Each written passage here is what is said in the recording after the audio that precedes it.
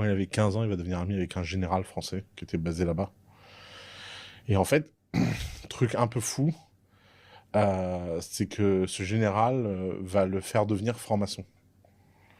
What the fuck. Et donc mon frère va devenir, à l'âge de 17 ans, 18 ans, Ah, le dès qu'il a, podcast va partir en couille là. dès qu'il a eu la majorité, il va devenir franc-maçon.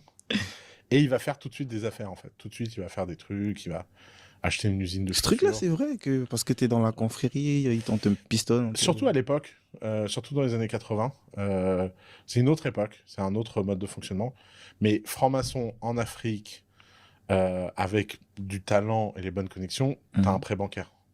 Parce que le banquier, il est franc-maçon, comme toi. Et quand tu viens pour demander un prêt à la banque pour acheter une usine, t'as le prêt à la banque. Donc tu vois, il est rentré comme ça. Et alors, ce qui est fascinant avec mon frère, c'est que il a une sorte de malédiction qui pèse sur lui, un peu bizarre. C'est qu'à chaque fois, il construit des choses, il grandit extrêmement vite.